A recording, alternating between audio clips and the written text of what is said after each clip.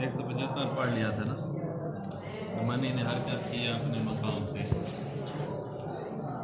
احتلام کی صورت میں یا احتلام کے علاوہ میں جاگتے ہوئے حرکت کی ہے لیکن خارج نہیں ہوئی تو غسل واجب نہیں ہوگا، کیونکہ غسل کا سبب جو تھا وہ خروج المنی تھا اور منی خارج ہی نہیں ہوئی ہے. جس طرح وہ شخص جس کی مثانے میں چلی جاتی ہے اور جب پیشاب کرتا ہے تو اس میں منی فنا ہو جاتی ہے، وہ ظاہر نظر نہیں آتی کہ ہم کہیں کہ یہ خروج المنی ہے، تو اس پر بھی غسل واجب نہیں ہے، تو خروج المنی چاہیے.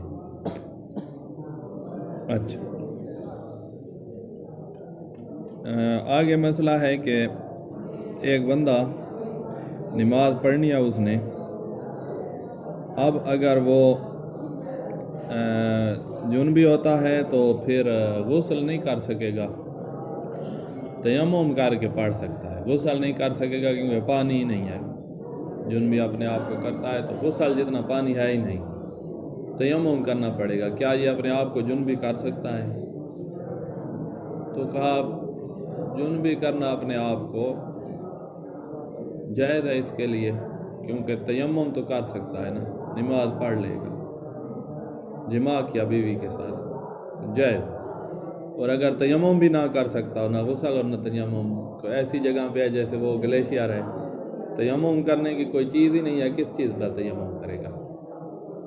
ساری برف ہی برف ہے اور غسل بھی نہیں ہو سکتا اور نماز ایسے گزر جائے گی. تو یہاں پر اپنے آپ کو جنبی کرنا جائز نہیں ہے نماز کے وقت میں. یہ تھی بات، یعنی دونوں طہارتیں نہیں کر سکتا تو اپنے آپ کو جنبی نہیں کر سکتا. اور اگر کوئی بندہ باوضو ہے اور یہ جنبی نہیں کر رہا، اپنے آپ کو حدث سرزاد کرنا چاہتا ہے، طہارت کرنے کے لیے باتھ روم جا رہا ہے یا سونا چاہتا ہے، پھر اس کو پتہ ہے کہ میں وضو نہیں کر سکوں گا، باوضو ہے، نماز کا ٹائم ہے، یہ نماز پڑھنے کی جگہ اپنے آپ کو محدث کر رہا ہے، اس کے بعد اس کو پتہ ہے کہ وضو نہیں کر سکے گا، تیمم کی طرف چلا جائے گا اس کا وظیفہ.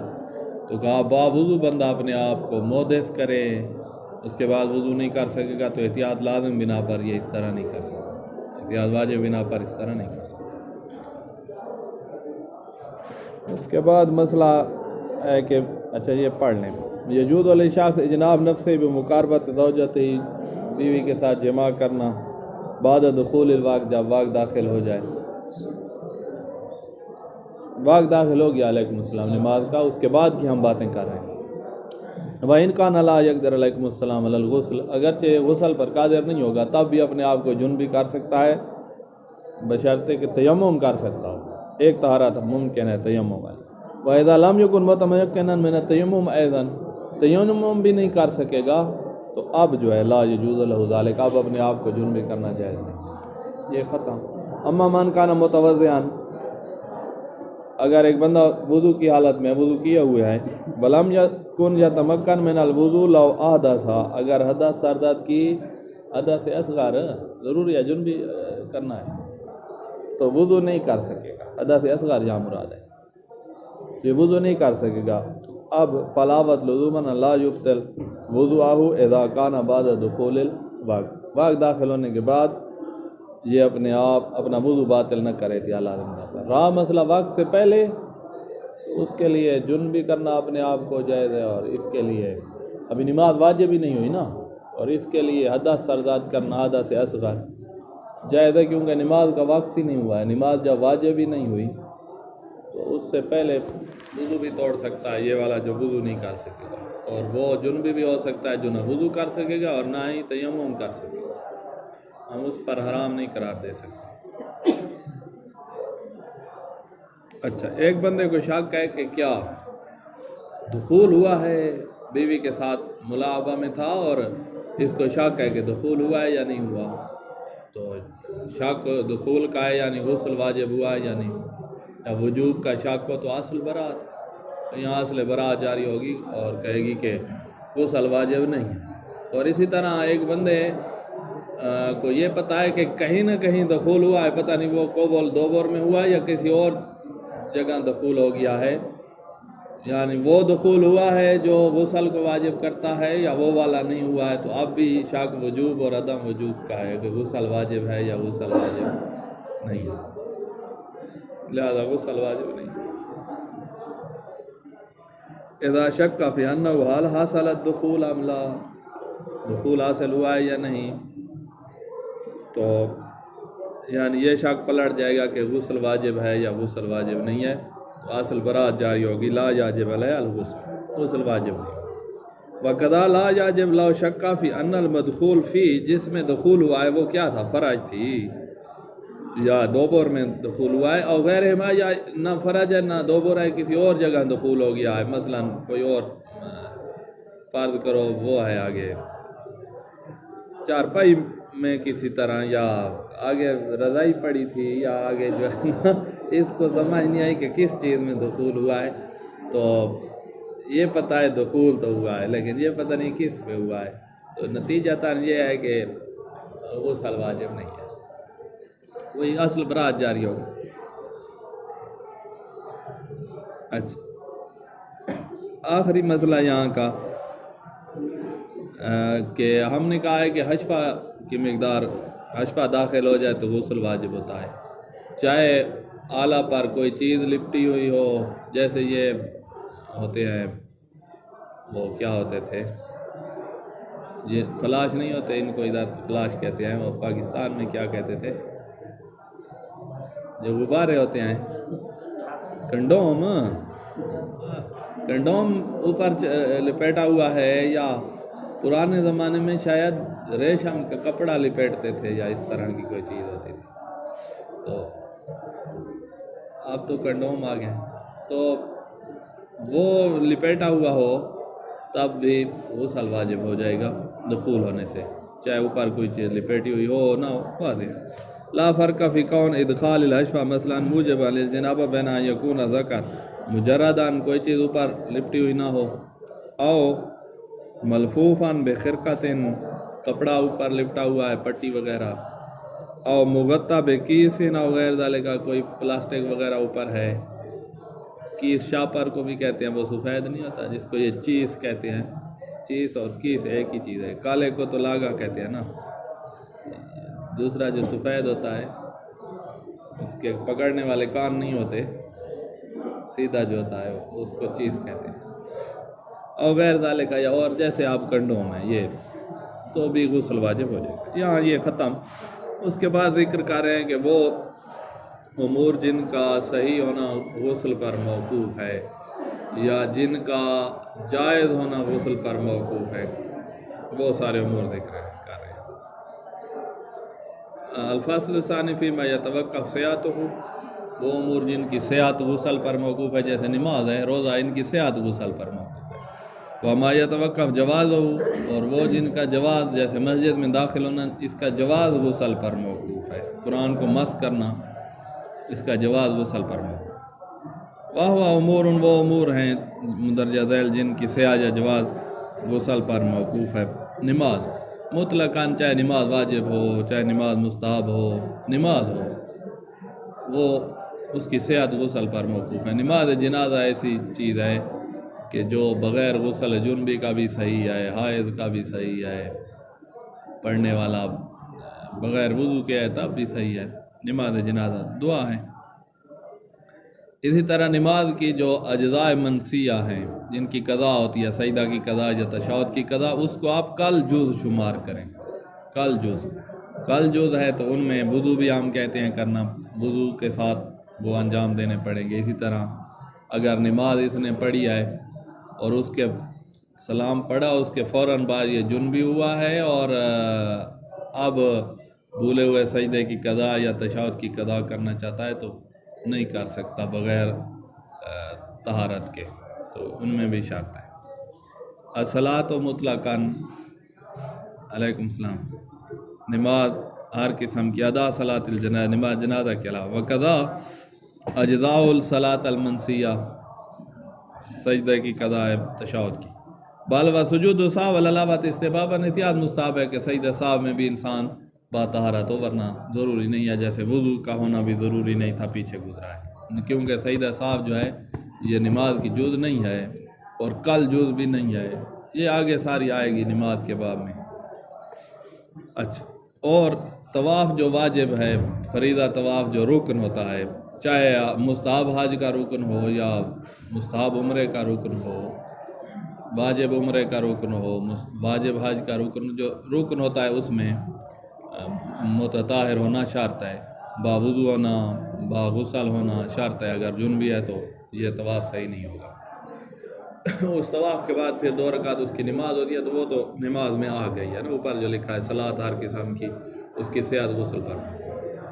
طواف جو مستحب ہے، جو رکن نہیں ہے نہ حج کا نہ عمرے کا، ایسے ہی طواف کرنے لگ گیا، تو اس کی صحت غسل پر موقوف نہیں تھی۔ لیکن مسئلہ یہ ہے کہ آپ جب مسجد الحرام میں جب داخل ہوگا تو دخول اس کا جو ہے وہ جائز نہیں ہے، پھر بقا جو ہے وہ بھی جائز نہیں ہے، وہ سارا کام ہی ناجائز ہو رہا ہے، تو نئی آ جائے گی اس طواف سے، اور جب نئی آ جائے گی تو عبادت میں نئی آئے تو تھوڑا وہ اجتماع الامر و نئی ہو جائے گا، اور پھر آپ کس چیز کے قائل ہیں، یجوزوں کے قائل ہیں، یعنی دونوں فعلی رہتے ہیں، یا لا یجوزوں کو ایک فعلی رہتا ہے، وہ سارا تو سید نے احتیاط واجب لگا دیا ہے کہ مستحبی طواف بھی بغیر غسل کے نہیں ہوتا، احتیاط واجب رہا، شاید مشہور کی مخالفت نہیں کر سکتے۔ الطواف الفریضہ وإن کان جزءا من حجۃ او عمرہ، عمرے کا جز و حج کا جز ہے، مندوبتین، چاہے وہ دونوں مندوب ہوں، مثل حج و عمرہ دونوں جو ہیں وہ مستحبی ہوں، یہ ان کا رکن ہے تو یہ غسل کرنا پڑے گا۔ مثل ما تقدم فی الوضو، جیسے وضو میں کہا ہے کہ اس طواف کے لیے باوضو ہونا ضروری ہے۔ وفی صحت طواف المندوب من المجنب اشکال، مستحب طواف جو رکن نہیں ہوتا اس کی صحت میں اشکال ہے۔ فلا یدرک مراد مقتضی الاحتیاط فی ذلک، احتیاط واجب کے تقاضے کو تارک نہ کیا جائے، مستحبی طواف کرنے جا رہا ہے تو غسل کر کے جائے جنبی شخص، یا کسی اور مرجع کی تقلید کرے جو فعال علم ہے اور اجازت دیتا ہو، لیکن کون اجازت دے گا، مشکل ہے۔ اچھا، تیسری چیز جس کی صحت موقوف ہے وہ روزہ ہے۔ روزہ جو ادا روزہ ہو اپنا یا اپنی قضا ہو، ان کی صحت موقوف ہے کہ غسل کیا ہوا ہو۔ اپنے روزے کی ادا یا قضا کے علاوہ والا روزہ وہ جنبی سے صحیح ہے، کوئی مسئلہ نہیں ہے، اجارے والے جیسے، یہ آگے آئے گا روزے کے باب میں۔ تو عمدن جو ہم کہتے ہیں تعمد البقاء علی الجنابہ مبطل للصوم، یہ ادھر کہتے ہیں نا تعمد البقاء علی الجنابہ روزے کو باطل کرتا ہے، تو وہ اپنے روزوں کو باطل کرتا ہے۔ اپنا روزہ یا ادا کی شکل میں ہوتا ہے یا قضا کی شکل میں ہوتا ہے۔ مستحب روزہ رکھا ہے یا اجارے والا ہے، اور روزے ہیں جو بھی ہیں، نظر والے، قسم ہے، سب وہ ان میں شرط نہیں ہے، ادا اور اپنی قضا میں شرط ہے۔ صوم بمعنی انہ لا تعمد البقاء علی الجنابہ فی شہر رمضان او قضائہ، شہر رمضان میں تعمدن باقی رہا جنابت پر، یا شہر رمضان کی قضا یعنی اپنی جو قضا ہوگی، آگے آئے گا، دوسروں کی قضا رکھ رہا ہے تو وہ اس کو قضا ہی نہیں کہتے، وہ تو اجارے والے روزے ہوتے ہیں۔ تو قضا اپنی جو ہے وہ عمدن اگر جنابت کی حالت میں ہے تو وہ صحیح نہیں ہوگی۔ حتیٰ طالع الفجر، یہاں تک کہ اذان ہو جائے، فجر صادق کا وقت ہو جائے، تو اس کا روزہ صحیح نہیں ہوگا، باطل صوم ہوگا۔ اچھا، اب ایک بندہ ہے وہ غسل جنابت بھول گیا، اس کو پتہ تھا میں جنبی ہوں اور بھول گیا ہے، اس کا روزہ کا کیا حکم ہے؟ تو کہا اس کے بھی اپنے روزوں تک بات رکھو، دوسرے روزوں کی طرف نہ لے جاؤ، جو عمدن نہیں باطل ہوتے اجارے والے، تو بھولے ہوئے کہ کس طرح باطل ہوں گے، اپنے باطل ہوں گے، صرف کہا بھولے ہوئے شخص کے ادا روزہ باطل ہے، اس رہا مسئلہ قضا تو وہ صحیح ہے، قضا روزہ صحیح ہے۔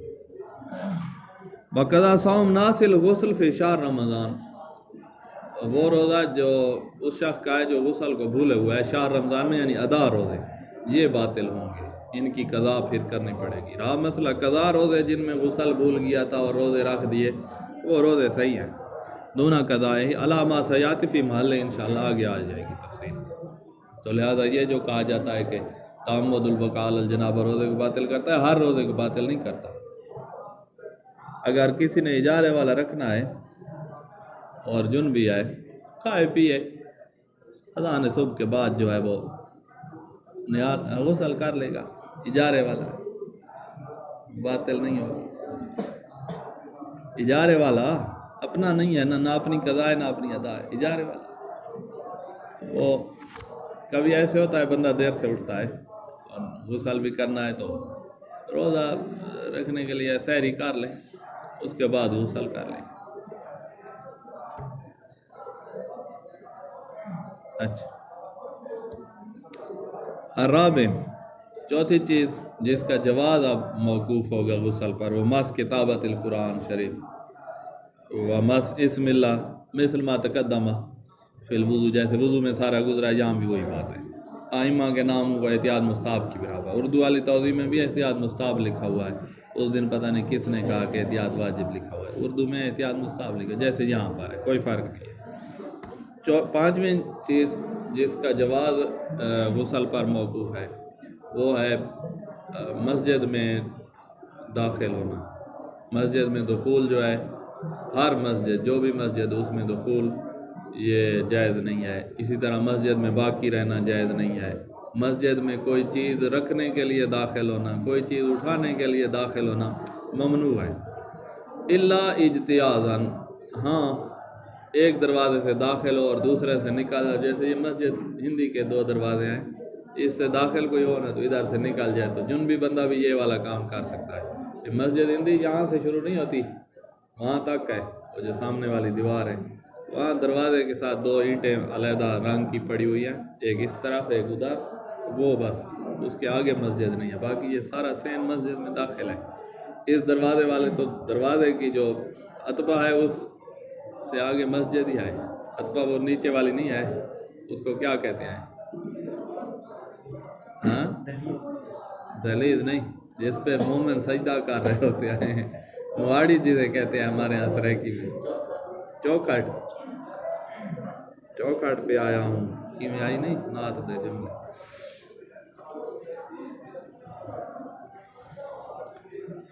بہرحال پاکستان جانا ہے لہذا اردو کو بھی سنبھال کے رکھنا پڑے گا، کیا کریں.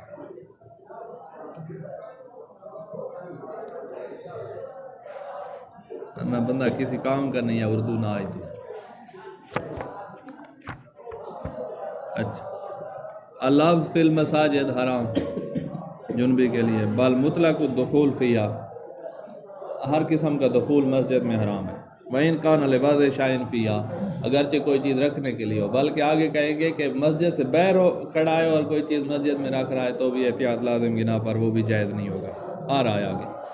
بل علاوت لزوم نے یہی وضع شیء فیہا ولو فی حال اجتیاز جب جائز ہے ایک دروازے سے دوسرے دروازے سے نکل جانا، تو اس حال میں گزرتے وقت کوئی چیز رکھنا احتیاط واجب بنا پر جائز نہیں ہے. او من خارج، یا مسجد سے باہر سے کوئی چیز رکھنا. کما لا یجوز الدخول لاخذ شیء فیہا منہا، مسجد سے کوئی چیز اٹھانے کے لیے داخل ہونا یہ بھی جائز نہیں ہے. ویجوز الاجتیاز فیہا بالدخول من باب مثلا والخروج من الآخر، اجتیاز جائز ہے کہ ایک دروازے سے داخل ہوں اور دوسرے سے نکل جائیں. عبور، اجتیاز کو اردو میں عبور کہیں گے، عبور جائز ہے. الا فی المسجدین، ہاں 2 مسجد جو ہیں مسجد نبوی مسجد الحرام، ان میں اجتیاز بھی جائز نہیں ہے.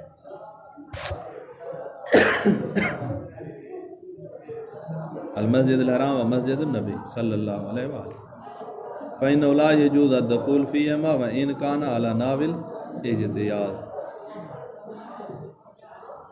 اب کیا آئمہ کے جو حرم ہیں ان کا بھی مسجد والا حکم ہے؟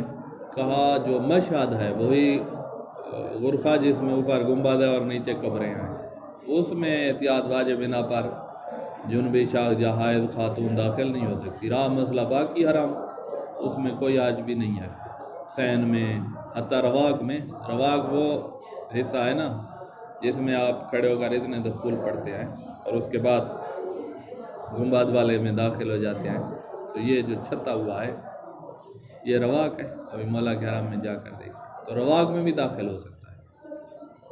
وہ اس عتبہ سے آگے، چوکھٹ سے آگے داخل نہیں ہو سکتا، احتیاط واجب ہے.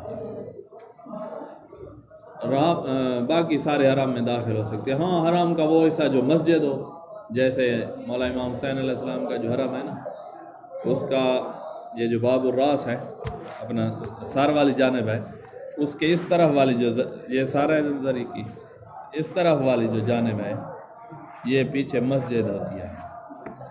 یہاں تک وہ ابراہیم مجاب تک جو ہے وہ جاتی ہے مسجد، تو پھر وہ تو مسجد ہے. مسجد کا اپنا حکم ہے کہ اس میں انسان جو ہے داخل نہیں ہو سکتا جنبی، ورنہ اگر وہ مسجد نہ ہوتی تو رواق میں داخل ہے وہ حصہ پیچھے والا، تو رواق میں تو داخل ہو سکتا ہے انسان. بلاوت وجوباً الحاق المشاہد المشرفہ للمعصومین، ان کے مشاہد جو ہیں ان کو ملا کیا جائے بالمساجد فی الاحکام المذکورہ، ان احکام میں کہ جنبی کو داخل نہ ہونے دیں. ولا یلحق بہا اروقتھا، رواق جو ہے وہ ملحق نہیں ہے. فیما لم یثبت کون ہو مسجداً، جب یہ ثابت نہ ہونا کہ یہ مسجد ہے تو پھر داخل ہو سکتا ہے. کما ثابتا فی بعض، جس طرح کے بعد میں ثابت ہے کہ یہ مسجد ہے، جیسے مولا امام حسین کہہ رہا ہے، تو پھر وہاں داخل نہیں ہو سکے گا کیونکہ وہ مسجد ہے، وہ والا رواق، ورنہ سارے رواقوں میں داخل ہو سکتا ہے. کما لا یلحق بالمشاہد الصحن المطہر، اور کما لا یلحق بالمساجد، مساجد کے ساتھ ملحق نہیں کیا جا سکتا صحن کو. وَإِنْ كَانَ الْإِلْحَاقُ آوَتْ اسْتِحْبَابًا، اگرچہ الحاق جو احتیاط. چھٹی چیز جس کی جواز موقوف ہے غسل پر وہ ہے قرأت و آیت سجدہ. آیت سجدہ کی قرأت یہ جائز نہیں ہے. رہا مسئلہ سورت سجدہ والی ساری پڑھ سکتا ہے، بس وہ آیت چھوڑ دے تو پڑھ سکتا ہے، کوئی مسئلہ نہیں ہے. اگرچہ احتیاط مستحب یہ ہے کہ ساری سورت جو ہے حتیٰ جو اس کی بسم اللہ ہے وہ بھی ملا کی جائے کہ اس کو بھی نہ پڑھے، احتیاط مستحب یہ ہے، ورنہ پڑھ سکتا ہے. اسادت قرأت و آیات سجدہ من صور العزائم، صور عزائم جو ہیں سجدے والی جو صورتیں ان کی آیات سجدہ، وہ آیت جس میں سجدہ آتا ہے وہ پتہ ہے ہمیں، آیتیں بھی امید ہے آپ کو یاد ہوں گی. ہے یا صور عزائم الف لام میم سجدہ ہے 21 پارے میں، فصلت 24 میں، ناجم جو ہے وہ 27 میں، اور الگ جو ہے 30ویں سپارے میں.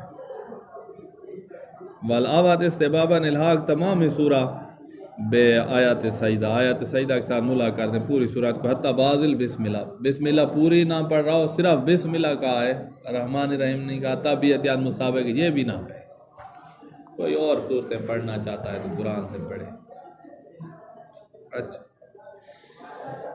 اب ہے کہ مسجد کا جو مسجد میں داخل ہونا حرام ہے. کبھی ایسے ہوتا ہے کہ کچھ مسجدیں جو ہیں وہ اتنی خراب ہوئی ہیں کہ کھنڈر بن گئی ہیں، بس گرنے کے قریب کھڑی ہیں، اور کوئی ادھر جاتا ہی نہیں ہے، کوئی ویران علاقے میں ہے، جنگل میں ہے، تو اس میں آپ جنبی داخل ہو سکتا ہے جو بس یا گری ہوئی ہے، چھت وغیرہ گر گئی، کچھ وہ نظر آ رہے ہیں جو اس کی بنیادیں ہیں، باقی کچھ بھی نہیں بچا مسجد کا، تو ادھر جا سکتا ہے.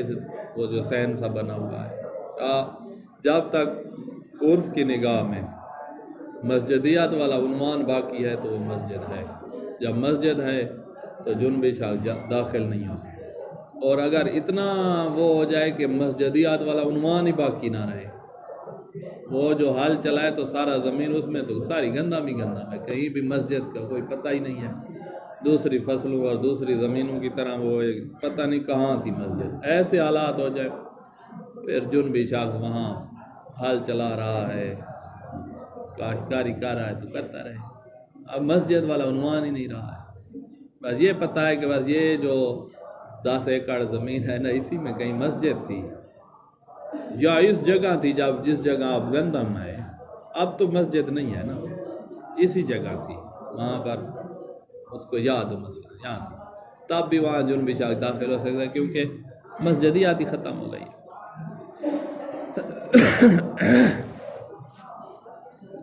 لا فرق فی حرمت دخول الجنب فی المساجد بین المعمور منها والخراب، معمور ہوں یعنی آباد ہیں، صحیح سلامت ہیں، یا خراب ہو چکی ہیں، کنڈر بن چکی ہے۔ وَإِلَّمْ يُصَلِّ فِي أَحَدٍ، اگرچہ اس میں کوئی بھی نماز نہ پڑھ سکتا، جنبی کو نہیں داخل ہونے دیں گے، بے شرط بقائے عنوان عرفاً، عنوان مسجد باقی ہو عرف کی نگاہ میں، بیان یزدو کرنا ہو مسجد خراب، کہ اس پر صدق کر رہا ہو کہ جہاں مسجد تھی ہے اسی کے بنیادیں پڑی ہوئی ہیں، مسجد خراب، یہ لفظ تو صدق کر رہا ہو کافی ہے۔ اما ما زوال العنوان، عنوان ہی ختم ہو گیا ہے تو فلا تترتب علیہ آثار المسجدیہ، مسجد والے آثار ختم، بلا فرق فی ذلک کلہ بین المساجد فی الاراضی المفتوحہ عنوتاً وغیرہ، کوئی فرق نہیں ہوگا کہ وہ مسجد ان اراضی میں ہو مسجد جس میں جنبی داخل نہیں ہو سکتا، جن اراضی کو جنگ کے ساتھ فتح کیا گیا تھا، یا ان اراضی میں ہو جو بغیر جنگ کے فتح ہوئی ہیں، مسجد میں کوئی فرق نہیں، یہ فرق ہی نہیں ہے۔ صحیح یزدی نے کوئی فرق کرنا کی کوشش کی ہے، لیکن مسجد ہے، چاہے اس علاقے میں ہو یا ایران میں ہو، ایران جنگ کے ساتھ فتح ہوا ہے نا، تو اب یا کوفہ جو ہے جنگ کے ساتھ فتح ہوا ہے، تو اب مسجد ہے، یا مثلا قسطنطنیہ جو ہے وہ جنگ کے ساتھ فتح ہوا تھا۔ قسطنطنیہ کا اب کیا نام رکھا ہے؟ استنبول ہے کہ اور ہے کوئی؟ استنبول رکھا ہے، اب یہی ان کا دارالخلافہ ہے نا، استنبول ترکی کا دارالخلافہ۔ بڑی کوشش ہوئی تھی اس پر، بڑے بڑے بادشاہ ہار گئے تھے، مسلمان بادشاہ یہی تھے، تو یہی دنیا دار ان کی طاقتور تھے وہ عیسائی۔ پھر ایک جوان جو ہے بادشاہ بنا، وہ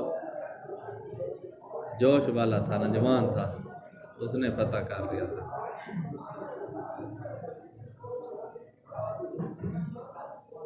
مسلمانوں نے جان بھی بہت دی تھی اس میں، محنت کافی ہوئی تھی۔ اچھا،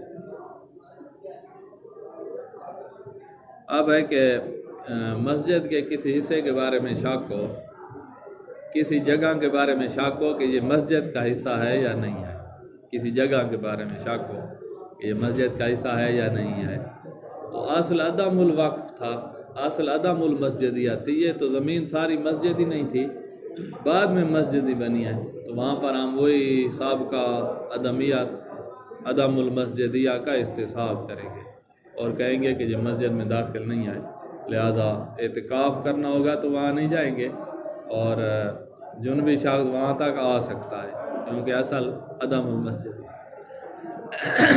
ما یشک فی کون جزء من المسجد من صحن کے بارے میں شک ہو کہ یہ جز ہے مسجد کی یا نہیں ہے، یا حجرے جز ہیں یا نہیں، یا منارہ مسجد کا جو ہوتا تھا اذان والا، یہ جز ہے یا نہیں ہے، یا دیواریں جز ہیں یا نہیں، ونحو ذالک، کوئی اور جگہ ہے مثلا محراب جو ہے وہ اس کا بیر نکالا ہوا ہے تو وہ مسجد میں داخل ہے، یا ایسے ہی کسی نے نکال رکھا ہے مسجد کے لیے وقف جگہ پہ ہے، یا غصبی جگہ پہ پہنچا ہوا ہے، تو جب جس کے بارے میں شک ہو کہ یہ جز ہے یا نہیں ہے تو اصل عدم المسجدیہ۔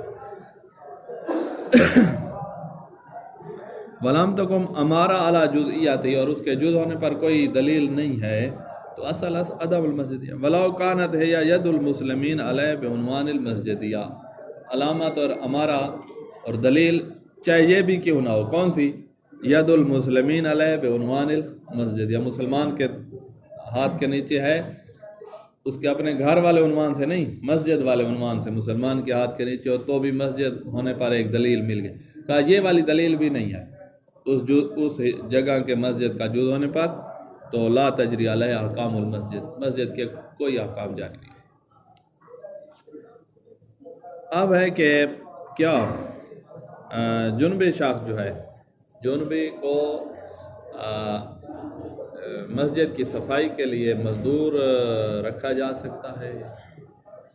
کہ یہاں پر آپ کی کیا غرض ہے؟ اگر غرض یہ ہے کہ بھائی جو مزدور چاہتا ہے اس نے یہ شرط لگائی ہے کہ اور مزدور تو مجھے چاہیے ہی نہیں، جنبی مزدور ہو مسجد کی صفائی کے لیے، تو یہ اجارہ ہی باطل ہوگا، یہ اجارہ ہی باطل ہوگا۔ اگر اس نے طے یہی کیا ہے کہ میرا اور کسی سے اجارہ نہیں ہے بھائی، جو جنبی ہے اسی کے ساتھ اجارہ ہے کہ وہ آ کر اگر مسجد کی صفائی کرے گا تو اس کو 1000 روپیہ دوں، تو یہ اجارہ ہی باطل ہے۔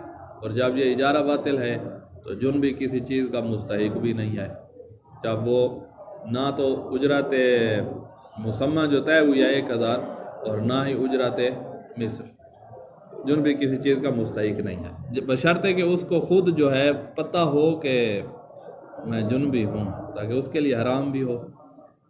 اور اسی طرح آگے مسئلہ آئے گا کہ 2 بندے جنبی ہیں، چلو یہ آگے پڑھ لیں گے۔ تو اچھا، جو بچہ ہے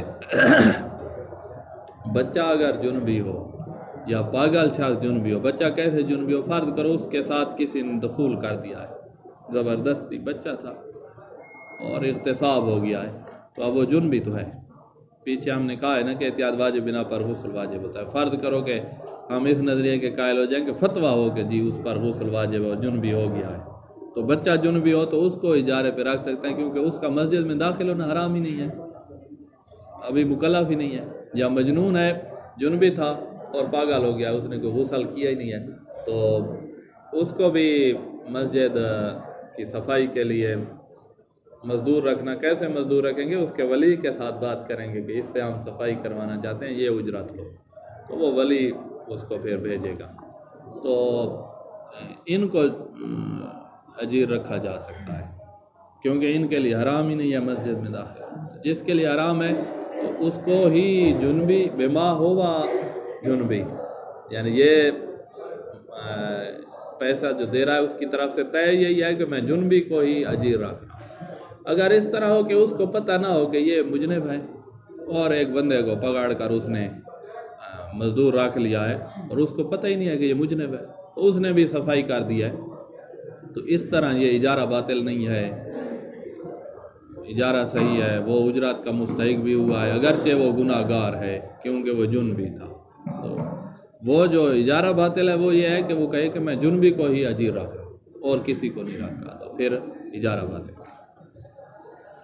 لا یجوز ان یستاجر الجنب بما ہوا جنب، جنب بما ہوا جنب، یہ پتہ ہو اس کو کہ جنبیہ اور جنبی کے لیے ہی اجارہ قرار دے رہا ہے، تو یہ جائز نہیں ہے۔ لکنسل مسجد و ناوی، مسجد کا اور کوئی کام ہے، کسب رنگ کرنا ہے، و ترمیم یا اس کی ترمیم کرنی ہے، جنبی کو اجرت پہ رکھ رہا ہے فی حال جنابتی، اور وہ بھی جنابت کی حالت میں آ کر یہ سارا کام کرے گا، تو یہ والا کام سارا جائز نہیں ہے۔ بل اجارہ تو فاسدۃ، اجارہ فاسد ہے۔ ولا یستحق الاجرہ المسمات، اجرت مسمہ، اجرت معین جو کی تھی 1000، وہ معین اجرت کا مستحق نہیں ہے۔ اب اس نے عمل تو کر دیا، مسجد میں آ کر جنابت کی حالت میں صفائی کر کے چلا گیا ہے، اب کیا اجرت مثل کا مستحق ہے؟ اجرت مثل یہ ہے کہ مسمہ یعنی جو طے تھی 1000، اجرت مثل یہ ہے کہ صفائی کے لیے دوسرے مزدور کتنا لیتے ہیں؟ وہ لیتے ہیں مثلا 500، تو ان میں طے تو 1000 ہوا تھا، اس کا تجھے مستحق نہیں ہے، کیا 500 جو مثل چل رہا ہے متعارف ہے اس کا مستحق ہو جائے گا؟ کا احتیاط واجب بنا پر اس کا بھی نہیں ہوگا، ہے احتیاط واجب بنا پر۔ وفی استحقاق اجرت المثل اشکال فلا یترک مراد و مقتضی الاحتیاط فی ذالک، یہاں پر احتیاط کے تقاضے کو ترک نہ کیا جائے۔ اب کیسے احتیاط کی جائے گی کہ اب ہمیں پتہ نہیں ہے کہ سیاد کہہ رہے ہیں کہ یہ اجرت مثل کا مستحق ہے نہیں ہے، ہمیں پتہ نہیں ہے، مجتہد کہہ رہا ہے مجھے پتہ نہیں ہے، تو ہمیں کیسے پتہ؟ ہمیں بھی پتہ نہیں ہے، ہو سکتا ہے مستحق ہو اجرت مثل کا، ہو سکتا ہے اجرت مثل کا مستحق نہ ہو، تو یہ دونوں کیسے احتیاط کریں گے؟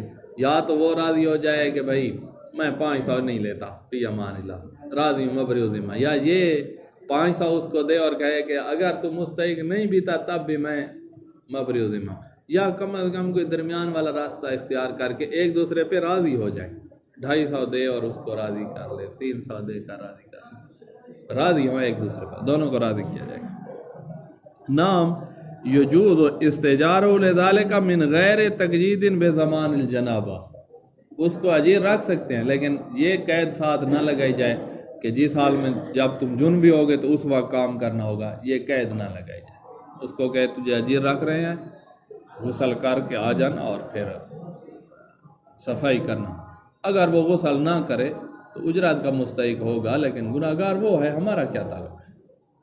فیستحق الاجرہ حین دن، اس صورت میں اجرت مسمہ جو معین ہوئی تھی 1000 اسی کا مستحق ہوگا۔ وَإِنْ أَتَى بِهِ حال الجنابہ، اگرچہ اس نے جھاڑو دیا ہے جنابت کی حالت میں، وہ گناہ گار ہے، اجرت کا مستحق ہے۔ هذا اذا علم الاجیر بجنابتہ، یہ ہے جو ہم نے کہا اجارہ باطل ہوگا اور اجرت مسمہ کا مستحق نہیں ہوگا، یہ تھا جب اجیر کو پتہ ہے کہ وہ جنابت کی حالت میں ہے۔ اما اذا جاہل بها فیجوز استجارہ مطلقاً، اگر وہ مالک جو ہے پیسے دینے والا اس کو پتہ نہیں ہے کہ یہ جنبی ہے تو وہ اس کو اجارے پہ رکھ سکتا ہے، چاہے مطلقاً، چاہے وہ جنابت کی حالت میں آ کر صفائی کرے یا جنابت کے بغیر آ کر صفائی کرے، اجارہ ٹھیک ہے۔ وَقَضَى الصَّبِيُّ وَالْمَجْنُونَ الْجُنُبَ، بچہ مجنب ہے یا مجنون مجنب ہے تو ان کو بھی اجارے پہ رکھا جا سکتا ہے، کیونکہ وہاں تو معصیتی متحقق نہیں ہو رہی، اجارہ ہی صحیح ہے، سب کچھ ٹھیک۔ پتہ لگ گیا ہے اس کو جو پیسے کے ساتھ مسجد کی صفائی کرانا چاہتا ہے کہ یہ جو 2 بندے بیٹھے ہیں ان میں سے ایک بندہ جو ہے وہ مجنب ہے، اور علم اجمالی ہے، تفصیل کا پتہ نہیں ہے، اور اس کو بھی پتہ ہے، جو مجنب ہے اس کو پتہ ہے کہ میں ہوں، پتہ نہیں رہا کہ کون ہے، تو اس کو علم اجمالی ہے۔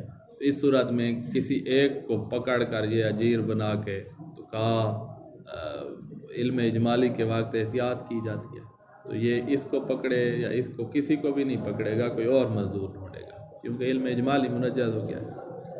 اذا علم اجمالا جنابت احد الشخصین وعالم الجنب منہما بجنابتی، جو ان میں جنبی ہے وہ بھی اس کو بھی پتہ ہے کہ میں مجنب ہوں، اگر یہ شرط مہم ہے، اگر ان دونوں کو پتہ نہیں ہے تو ان پر تکلیف حرمت الدخول فی المسجد، یہ تکلیف ان پر منجز ہی نہیں ہوگی، منجز ہی نہیں ہوگی، تو پھر تو جو جاہل ہے اس کے ساتھ تو اجارہ ہو سکتا ہے، بس ان میں سے جو مجنب ہے اس کو پتہ ہو کہ میں مجنب ہوں، تاکہ حرمت اس پر منجز ہو جائے، اس کے حق میں فعلی ہو جائے۔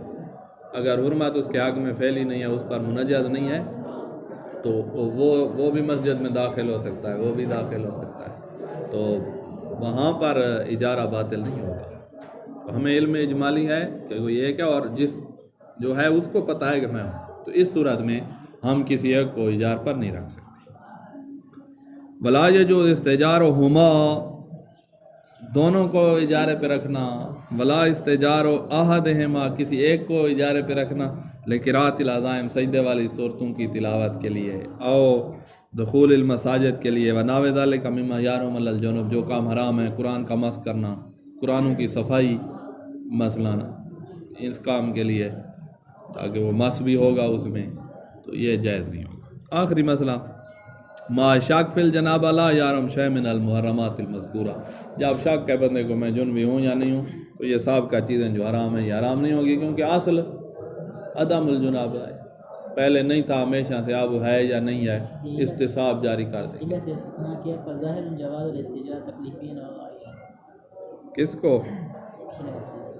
پچھلے میں یا بچے والے میں؟ ادھر دیں ادھر دیں ادھر دیں۔ اذا علم اجمال جنابت آج شخصین وعالم الجنب بجنابت الحج استجار ولا استجار و الا فظاہر جواز الاستجار، جب علم نہ ہو تو